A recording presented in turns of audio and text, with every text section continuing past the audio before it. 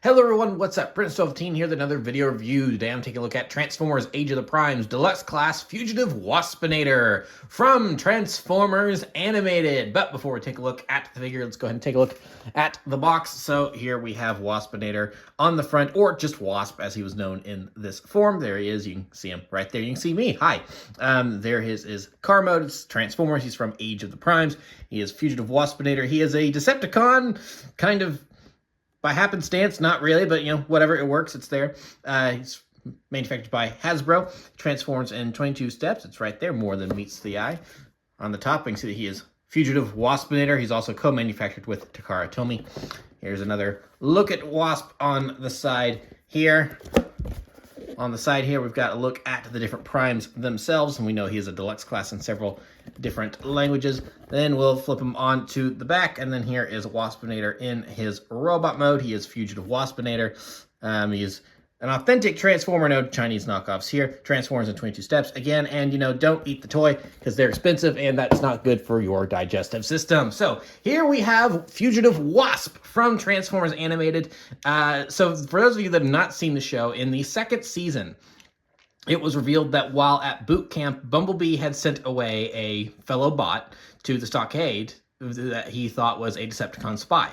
That bot ended up being Wasp, who ended up later breaking out and coming to Earth to get his revenge on Bumblebee, and then was later turned into Waspinator by Black Arachnia. So this is Wasp in his Fugitive Wasp form, where he comes to Earth and assumes a similar vehicle mode to Bumblebee. So you know, not surprisingly, that this is just the Legacy, I think it's Legacy United, yeah, Legacy United Bumblebee, but in a different paint scheme, and he does have a different head to match, and that's perfectly fine. I'm okay with all that. So yeah, this is Wasp in his little hatchback mode, and I quite like it. I quite liked it on Bumblebee when they did that last year, and I like it here too. So yeah, not much to talk about, but I love the color scheme because it's that kind of bluish green. It's got like a blue tint to it, but it's kind of, you know, that ugly green. It's very sickly looking. I really like that.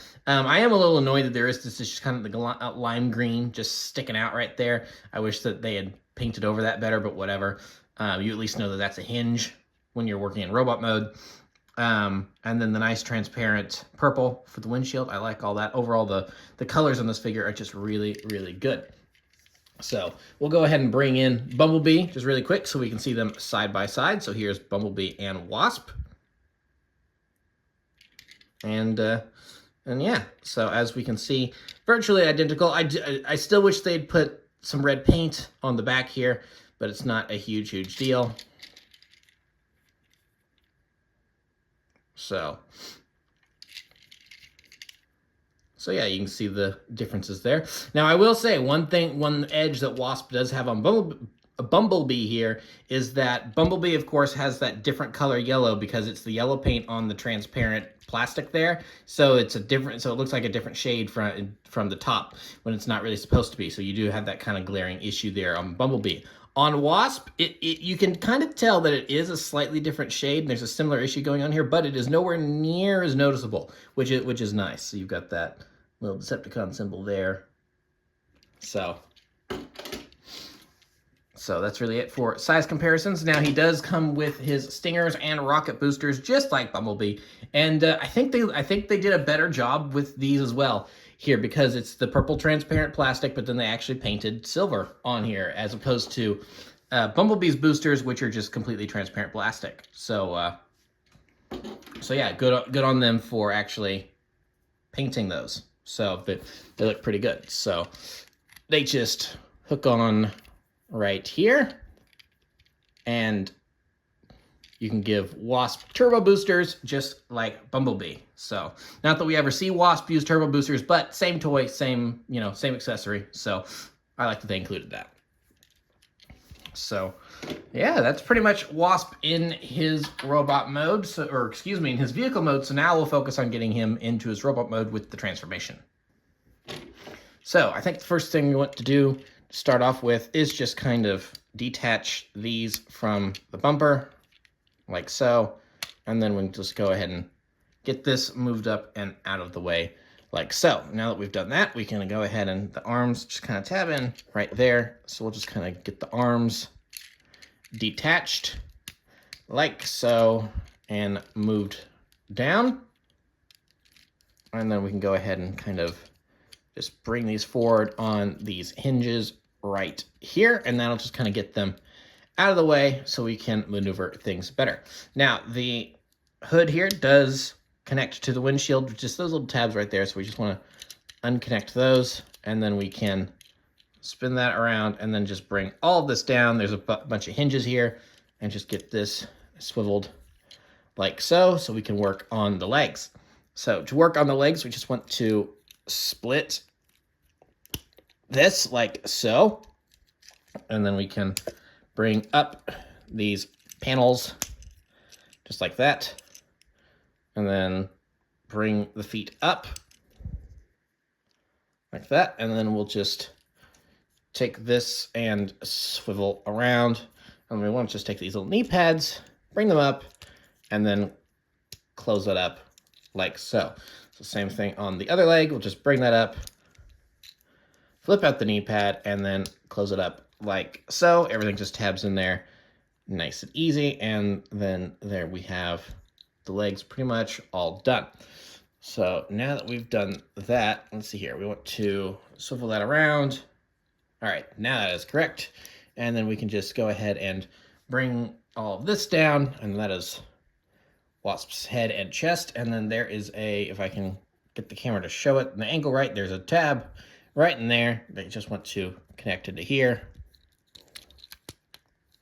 Just kind of get that all situated, excuse me, and tabbed right in there. And then now we can just go ahead and finish up on the arms.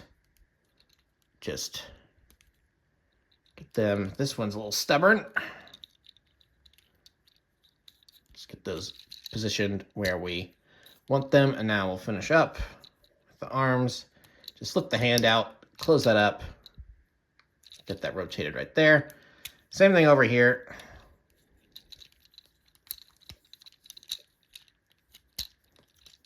Rotated and closed up, and then brought down.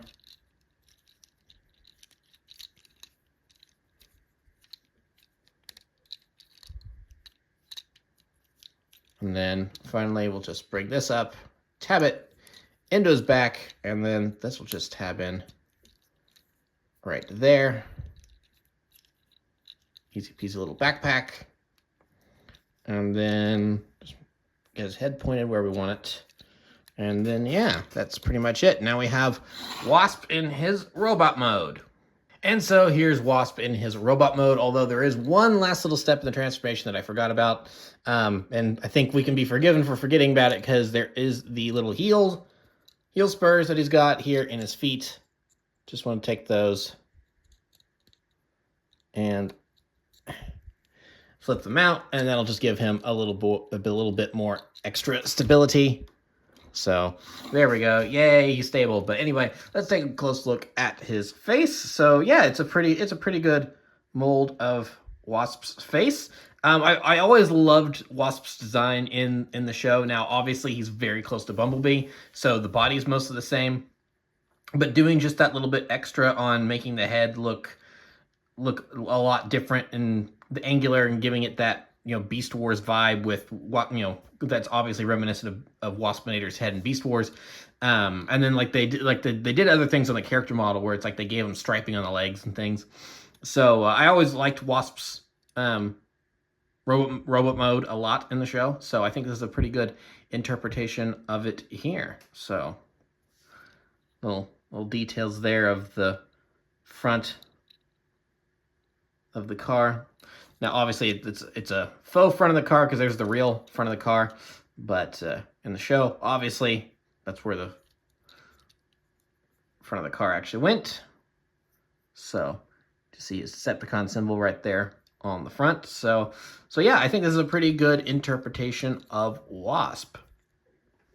So, now, of course, since he is same thing as Bumblebee, he can hold his stingers. Just get his hand flipped around there. I think I've done that the opposite way than I'm supposed to. Oopsie. There we go. So just want to flip his hand in like so. Same thing over here. It helps if you do it the correct way. And then just want to fold his arms in like that. I think I have those going the correct way. And then we want to just take his rocket boosters here and peel these off so that way we can mess with the stingers on their own. And then these will just tab in here like so. And then we can just tab that together. And then there we have Wasp with his stingers out. Yay! So now we didn't really see Wasp use his stingers, I don't think, in his Earth mode. We saw him use them in a Cybertronian mode, but I don't think we saw his Earth stingers. But I presume that this is probably what they would have looked like. So I like the purple in there. It looks nice. So yeah, there is Wasp with his stingers out. And then if you want to, like Bumblebee, you can give him his turbo boosters on the back. And so that way he can have all his accessories going on at the same time. But if you don't want him holding his stingers, then you just untab those. And then we'll separate them there. And then, like we saw earlier, we can just attach these to the bottom of the turbo stingers. So that way they can just sit there on his back, out of the way. And then now we'll just go ahead and open up this panel so we can get his hand back out. Get that resituated. Oh, and I flicked that really far across the table. I clearly did not have that one on there very well. So there's his hand, and let me, there we go. Just reattach that there. There we go. Just get his arms back the way we want them. And yeah, so yeah, there is Wasp. Now, let's go ahead and do some size comparisons here. So here is Bumblebee, direct comparison. So we have the original versus the recolor. Bring them in close to really look at the difference here. So we've got our rivals. They look quite good together, I think. It's nice to see them paired up. Because in the original line of Transformers Animated, in that original toy line, we did not get a Wasp in his Earth car mode. I think that was something they were going to do, but then the line got canceled because the show ended. So they could focus on Transformers Prime. So we never got this version of Wasp. We did get a Waspinator. They did manage to release that, but we never got this version of Wasp, which for that original line, not a big deal, I don't think, because it's like, what, it would have been Bumblebee again with a different head like this. Getting the big bug version, I think, was the better call at the time. But all these years later, it is really nice to have these two like this and be able to stack them up side by side. Have Wasp and Bumble-bot. So yeah, there is Bee and Wasp. Now we'll go ahead and bring in Prowl and oopsie, Optimus Prime. So you can really see the size difference between these guys. Voyager, Deluxe. So obviously these two, they're tiny little guys. They are very small Deluxes. So yeah. So there we have our size comparisons.